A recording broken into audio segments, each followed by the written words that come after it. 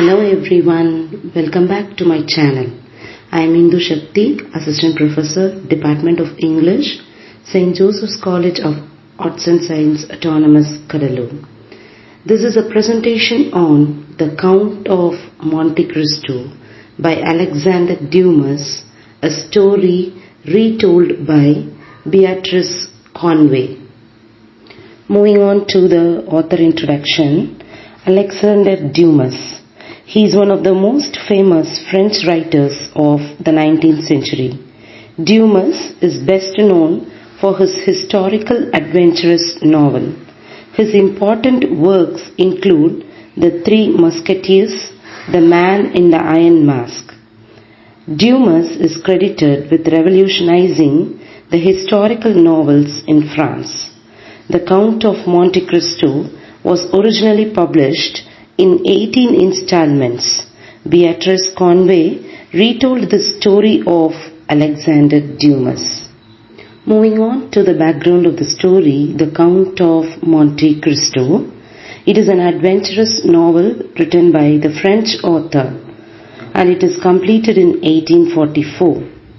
It was an expanded from plot outlines suggested by his collaborating ghostwriter Auguste Macquet. The Count of Monte Cristo takes place in France, Italian islands, or in the Mediterranean during the historical events of 1815 to 1838 after the French Revolution. Dumas got the idea for the Count of Monte Cristo from a true story which he found in memoir written by a man named Jacques Piochet. Moving on to the prologue of the story, it was 24th February 1815. The sun shone softly on the blue waters of the Mediterranean Sea around the island of Elba. Napoleon Bonaparte, one of the absolute master of France, was now king only of this small island. He who had ruled over 120 million subjects now reigned over the 6,000 inhabitants of Elba. In France, the Bourbons had returned to the throne in the person of Louis XVIII, younger brother of beheaded Louis XVI.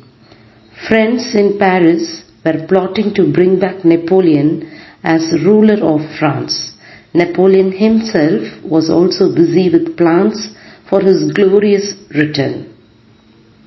Moving on to the themes, envy, love versus alienation, isolation, and reconciliation are the themes of the novel. The characters present in the novel: Edmond Dantes, later Count of Monte Cristo, also disguised as Father Busoni and Lord Wilmore. Mercedes, fiancée of Dantes, later Countess Morcerf. Monsieur Morel, owner of the Pharaon. Fernand Mondego, later Count Morcerf. Danglars, later Baron Danglars. Cadreso, a neighbor of Dante's father. De Villefort, Assistant State Prosecutor. Monsieur Nortier, father of De Villefort. Reine, bride of De Villefort. Abbe Faria, an old priest imprisoned in Chiadef. Jacopa, a sailor on the young Amelia. Petruchio, a smuggler, later servant to Dantes. Heidi, a princess, daughter of Prince Ali Taliban. Albert Morcerf, son of Fernand and Mercedes. France Epiphanie, friend of Albert Morcerf. Eugene, daughter of Danglars. Benedetto, son of De Villefort, disguised as Andrea Cavalcanti. Ali, a deaf, mute servant to Dantes. The novel consists 49 chapters, and let's discuss chapter 1 to 3 in this video. Chapter 1. A ship arrives.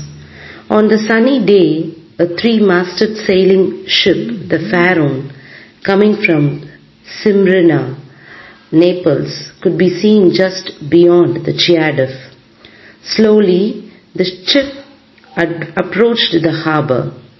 Passing Fort St. Jean, she sailed towards the quay where many people were waiting. She dropped her anchor. The first man to go abroad was her owner, Monsieur Morel.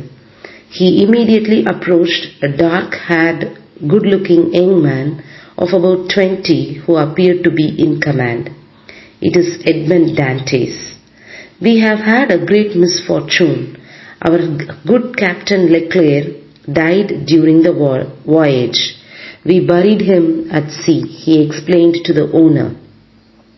At that moment, a customs officer came on board and Dantes went to meet him. Monsieur Morel turned to his supercargo. Danglars, an ugly man, about 25 years old, was heartily disliked by the rest of the crew. Danglars, jealous of young Dantes, began to complain about the conduct of the voyage since the death of the captain.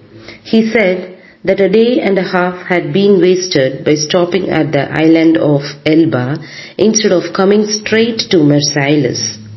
Monsieur Morel called to Dantes and asked him why the ship had stopped at the island of Elba. The young man explained that Captain Leclerc, before he died, had given him a package to deliver to one of Napoleon's generals. He had sailed to Elba to deliver it. On the island, he has also seen Napoleon himself. Monsieur Morel turned to Danglars and said, there was a good reason for going to Elba. Dantes was carrying out the last wish of a dying man. He also brought many ships safely back to Marseilles with her cargo undamaged. I shall appoint him as the captain of Pharaon for the next voyage. On hearing this news, Danglars was muttering to himself and became jealous of young Dantes. Chapter 2. Dantes comes home. In this chapter, Dantes comes home to meet his father. Near the harbour of Marseilles lived a beautiful young girl. Her hair was black as jet as her eyes were dark and soft as velvet. Her name was Mercedes. She lived alone, for her father and mother had died some years ago. As the Pharaon was lying in the harbour, she sat at home talking to her cousin, Fernand Mondego, a young man of 20. Fernand was a soldier. He had asked Mercedes many times to marry him, but she had always refused because she was in love with Edmond Dantes. So Fernand the soldier hated Edmond the sailor. While Fernand and Mercedes were talking together, Dantes was getting ready to leave the ship. He said goodbye to the shipmates and walked ashore. He went to his father's house, looked him old and weak, and there was neither food nor wine in the house. And when he inquired about that, his father replied that the neighbor Cadrezo took off his money and threatened that he will not repay to Monsieur Morel. Dantes was very upset of this news, and he gave some money and asked him to buy food and wine, and also informed his father that he was appointed as a captain of the Pharaon for his next voyage. As Dantes was speaking all these to his father, Cadrezo heard and he came into the room of Dantes. He congratulated him on his good fortune. Dantes thanked him and tried not to show his dislike for the man. Then he informed his father that he wanted to arrange a marriage between him and Mercedes before he takes up his next voyage. Cadrezo listens to all the conversation of Dante's to his father.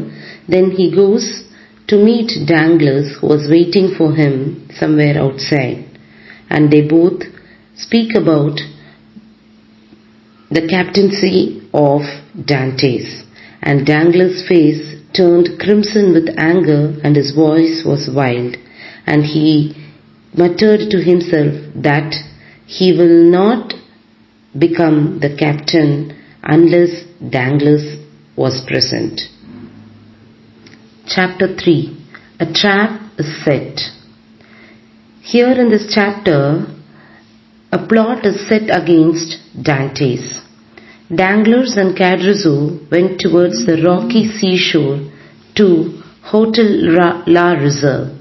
They were sitting drinking wine on the terrace of the hotel and saw Fernand Mondigo coming in their direction. The young man looked very unhappy. Now all the three men, Fernand Mondigo, Danglars and Cadrazzo, joined together and setting a trap against Dante's.